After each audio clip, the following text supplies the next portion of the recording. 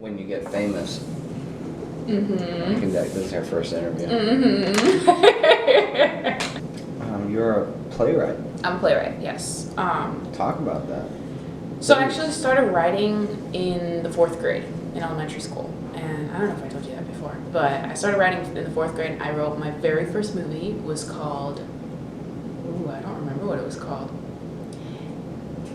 Something about vampires, something vampire involving. And I wrote it about like this vampire kid, and it starts like one day there was a young man walking through the woods, and like it's like him walking through the woods, and he like runs into this creepy guy, and then the creepy guy's like, "You're gonna be my son now," and then he's like, "What are you talking about?" And then like he turns into a vampire with the creepy guy and his wife. And then the kid wakes up and he's like, "Oh shit, I'm like a vampire now." He spits out the juice that they gave him, and then he runs into these 4 friends like in the forest, because he's like, "I'm gonna go for a fucking walk because you guys killed me, so screw you." And then he finds out that the 4 people that he meets with, they like know that he's a vampire, like sense it somehow, and then they get in this huge fight. And the 4 people don't know this about each other, but each of them has their own like set of powers. And they like use their powers against the vampires, and they're like, "What the fuck? Like, where did you get these powers from?" And that was kind of the movie. And I actually like wanted to keep that script for a long time. I put it on my aunt's computer in her living room, and then it all got deleted somehow. So I only went over to her house like maybe once a week. Every Thursday was our donut day. And I don't know where it went, but we lost the script, and so unfortunately, like all I have is my memory of that. But I wrote a lot actually, and then I had a dream like a few years later when I was in middle school.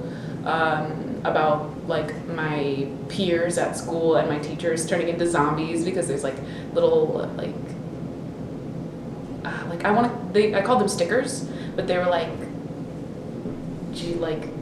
scientifically like holding some kind of information that like alters your brain chemistry and makes you into a zombie, and they're in a fan, and they're like stuck to the fan's blades, and then when the fan is turned on, it like blows on people.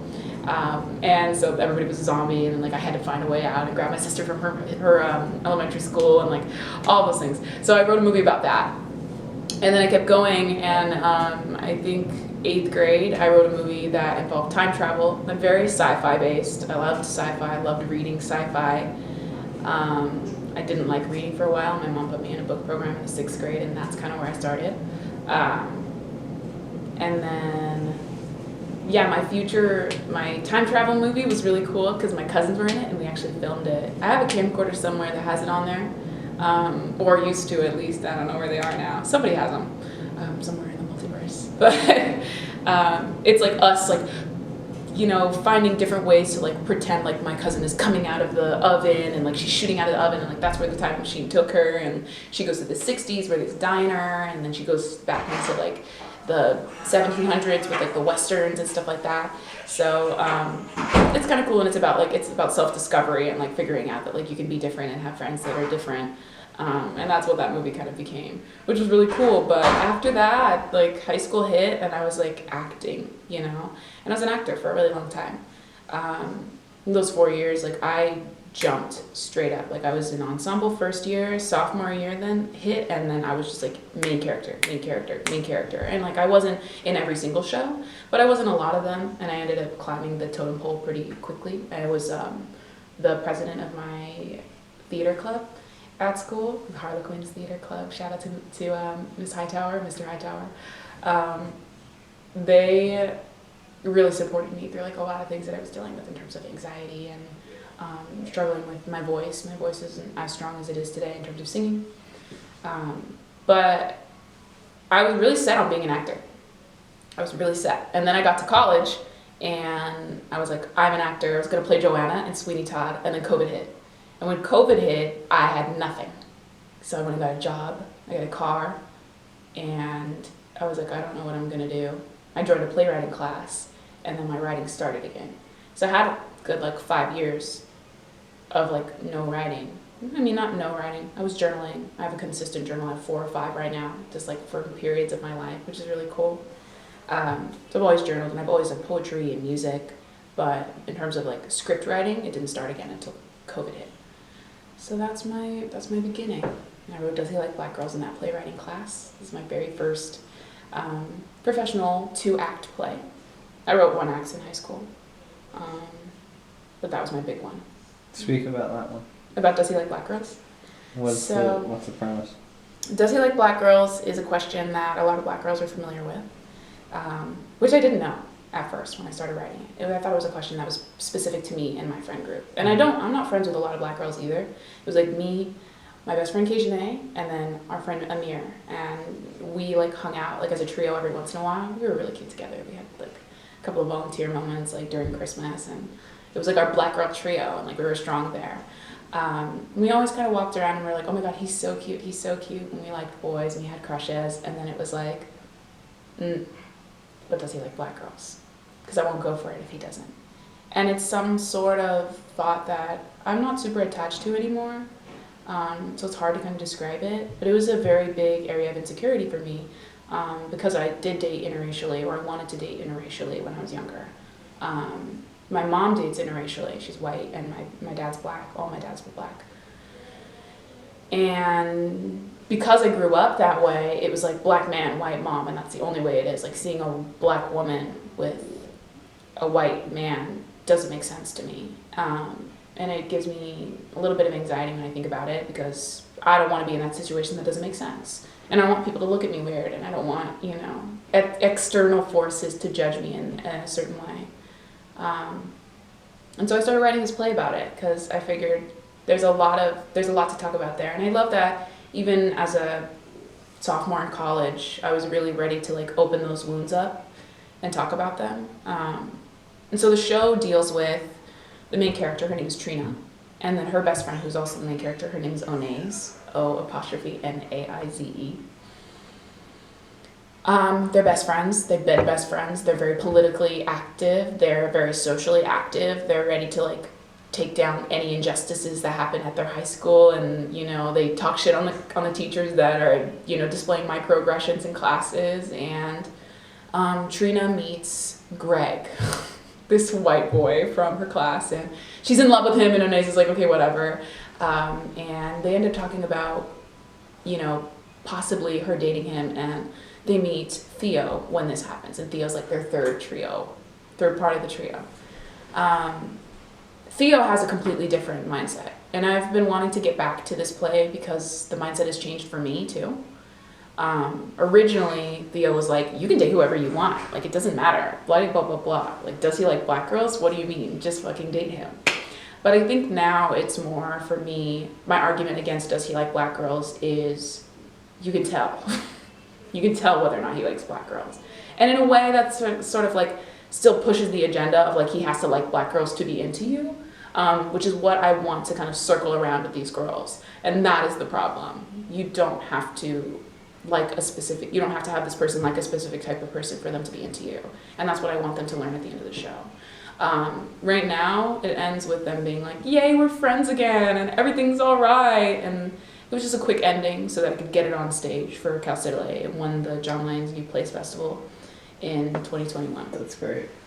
And it went up in person, which was awesome. Mm-hmm. But I really feel like that script needs some work. I've had some really great development as a writer, and I kind of want to see where that goes, in terms of fixing them and fixing their issue and making sure that like they're spreading their new knowledge to the rest of the school / the world. And speak a little bit about the progression from that to now Fast Food the musical. Mm-hmm. Your first musical. Yeah. That you wrote all the songs to. Mm-hmm. Yeah. Original compositions Mm-hmm. and the whole script. Yeah. Speak on that. Fast Food the musical started kind of simultaneously with Does He Like Black Girls, but I didn't really talk about it as much because it was just kind of like an idea. I'm gonna write a musical about fast food. That's so funny. Ha ha ha. Like it's kind of a joke. I started working at Del Taco in 2020 when everything was shut down. I wanted to be an essential worker because I was tired of sitting in my house all day.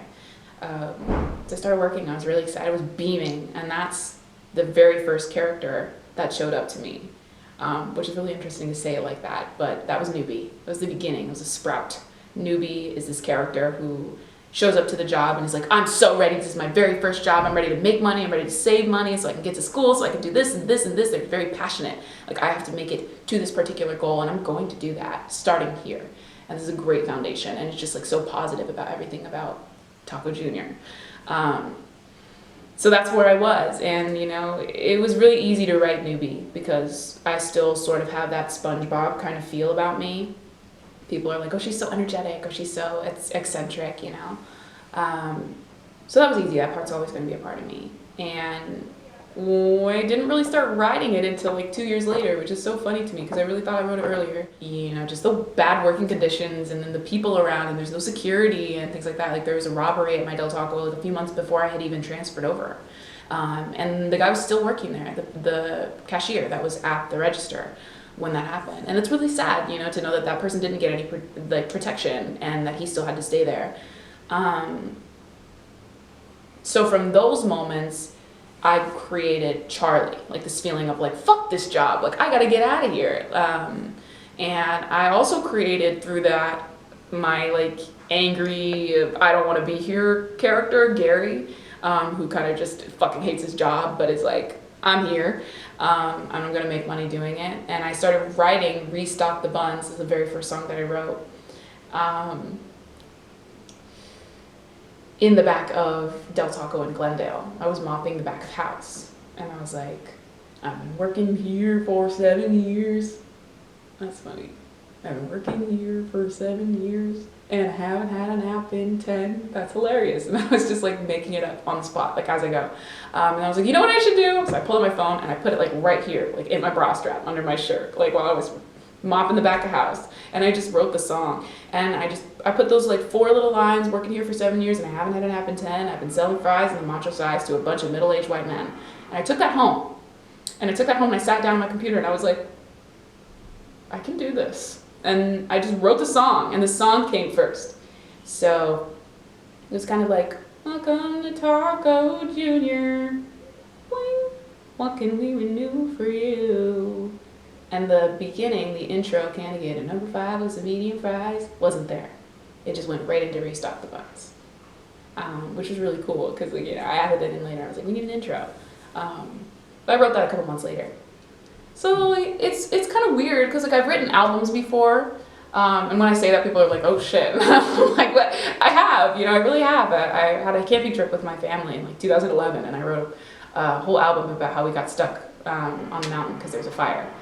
And I mean, that's a great moment to have to write, an entire album about. And I've written songs and music and stuff like that, but to put it all together into a script and have some dialogue in between it was really fun, also really challenging. And I think that there's definitely some things that I noticed about that process that I can take out. Like there's a lot of monologuing from Charlie. There's a lot of repetition in the things that we're saying in the script. And those are kind of things that I want to reattack and manage and make them look a little bit neater. The show is 126 pages long on paper, which means it's about 2 hours, 2 hours and 10 minutes. And I kind of want to just reel that down a little bit. As much as 16 songs is a regular amount of songs for a musical, fast food musical does not have to have that many monologues. Yeah. So each one of these characters is you. Mm-hmm. It's the same way for Does He Like Black Girls? That's so interesting. Yeah. So speak on the character of Fran. Fran. So Fran is a little bit of me and a lot of bit of the examples that I was surrounded by at Del Taco. Okay. I met a woman at my first Del Taco in Riverside. I don't remember her name. But there's that classic older Hispanic woman, Latina woman who's just in the back making those tacos, and she doesn't take orders. She's just kind of like there, and she supports the store, and she's been there for years and she's never left. And I figured that was a trend. Like every time I applied for a new Del Taco, or I did like a hunt when I transferred to LA because I had to figure out which one of the Del Tacos was a corporate store and not a franchise. I wasn't allowed to transfer to franchise stores because they're independent. And at every store, I saw this woman that's just, she's just always there. Been there forever. And when I transferred into LA, I got to know that woman better because that store was supported by 5 or 6 of those women. 5 or 6 of those types of women who are just like, this is where I work. And this is where I'm going to stay. And it's kind of sad, to be honest. Like, it's sad in the terms of, in the way that, like, they're that way because they feel that they have no other choice. And I don't think that any of these women actually like their job. I haven't talked to them, so I wouldn't know. But I do feel like there's a complicated relationship between Fran and her establishment. Because as much as she doesn't feel like she has a choice to leave, she has a certain kind of attachment to Taco Jr., which is why she defends it when Diamond and Ruff are outside, or why she closes up the store after the robbery. There's, some sort of love there. There's a sense of home. I just wish that the working conditions were better, just makes you wish that. But her monologue is actually me. I got the monologue from a day that I was feeling particularly down at my very new job at Starbucks when I was training. And I was like, damn, imagine I just threw myself in front of a truck right now, in front of all of these unsuspecting people. And this is the original beginning of the monologue. And I put that in the script. And when we had it read during the John Lyons Play Festival this year, people were like, it feels a little young. It feels a little I don't think an older woman would think this way. And so I took that and I modified it, and I tried to kind of twist it to make it more realistic realistic in what I think maybe a woman that works at Taco Jr. for 12 to 15, 20 years would really think on her free time in the bathroom, staring at herself in the mirror. I know we all have had, those kind of horrible jobs where you kind of need a moment in the bathroom before you run in. And those moments, from my experience, were what I took to add to Fran. So I figured we're not all that different anyway. We're all people. Super interesting. So,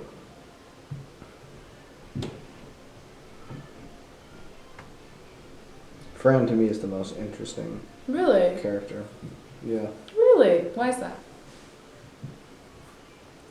It's like you're seeing a potential you could become. Oh, wow. And I don't think you like it. No, yeah. That's crazy. I've never thought of her like that. Yeah. It's possible. I mean, not anymore.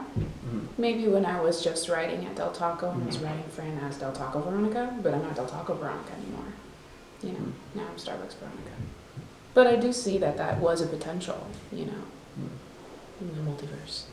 So I'd like to speak a little bit about the future. If you think about that, you obviously have this burning desire to put your life experience and your thoughts into characters and words and songs. So what form is that going to take in the future? What's next for you? I'm a very political writer, so I guess it just kind of depends on what's happening in the world. I do write about what happens currently and what I feel is affecting me directly. So I really don't know in terms of the future. Whatever happens, happens. I'm moving into a new apartment, maybe I'll write about that, But I have a couple of ideas that have nothing to do with me. I have a couple of ideas that involve two conservative men, one's black and one's white, and they're getting along.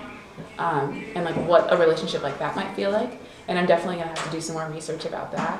And that's a fun part about Fast Food the Musical as opposed to Does He Like Black Girls? Because with Does He Like Black Girls, that was my personal experience. I literally put my life on that stage. But with Del Taco and Starbucks intervening, I needed to figure out what the caveat was for change, what the union was doing. And I had to do research for the union. Those people that are, we won't brew, we'll just do.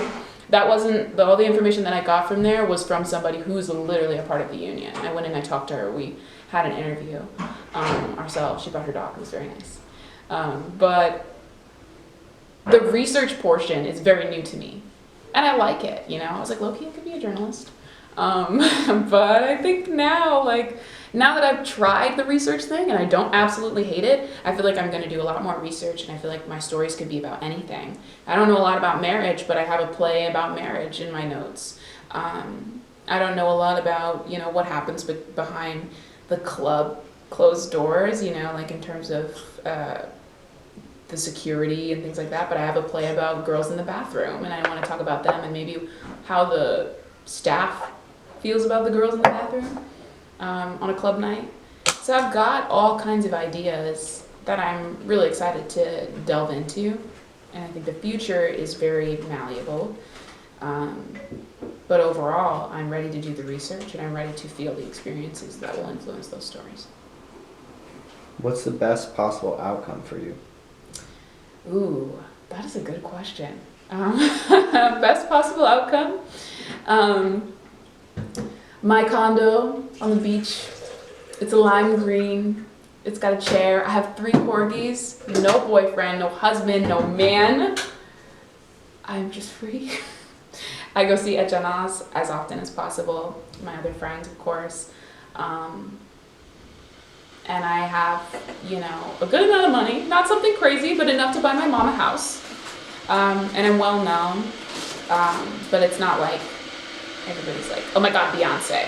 It's not Beyonce, but it's like Jonathan Larson. I know he died, but Jonathan Larson. Or it's like Wes Anderson. Or it's like, because I'm not trying to be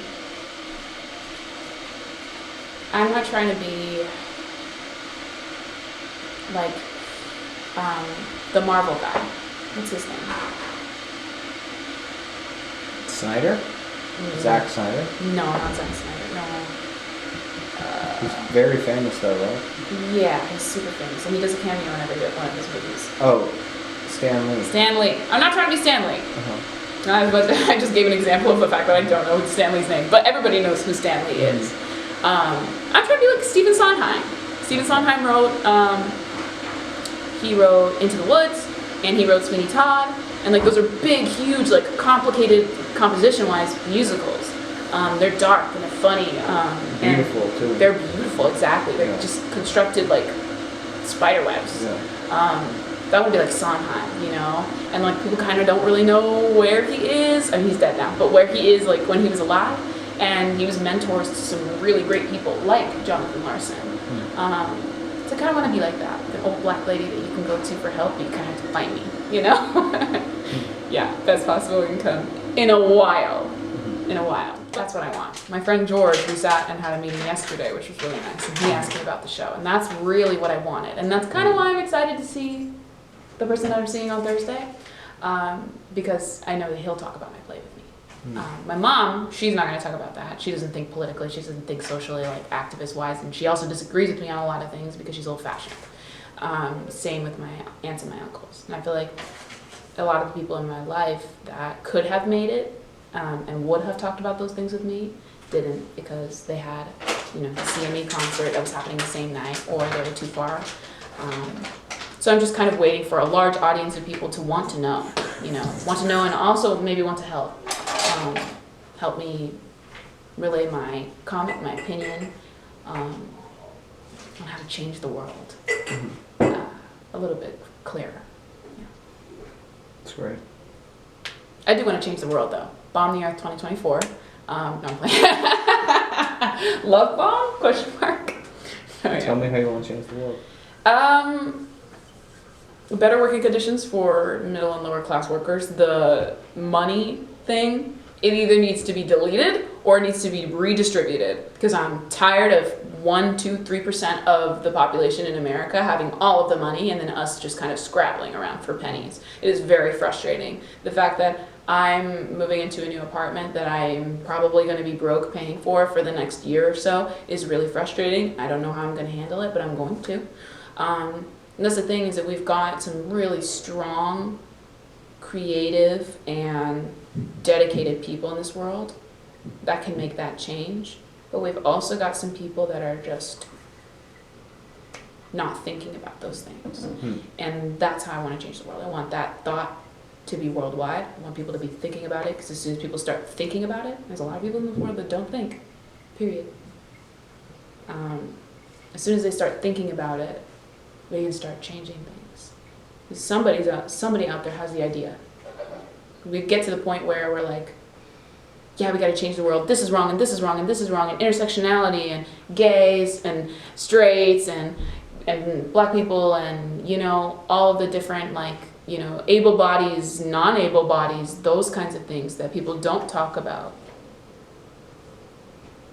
We're like, these are all the problems. Here's my plate of problems, but in terms of changing it, how to change it is not known. we're like, oh, I don't know. But there's somebody in the world that is out there that is either not thinking or has yet to think, that has the idea. The idea that is going to fix it, you know? I believe that. Maybe I'm a little too positive. Maybe I'm a little too whimsical. But I believe it, and I think it possibly could be me. I think possibly it could be you. It could be anybody. It could be somebody that's being born right now. I don't know. But I feel that there's really the air of change right now in the world. But we just got to find that person or that group of people, that idea to change the world. I don't have any more questions. I think that's all. Do you feel inspired? Yeah, fuck yeah. It's great. Yeah. Mm-hmm. Thank you for sitting. Yeah, of course, yeah.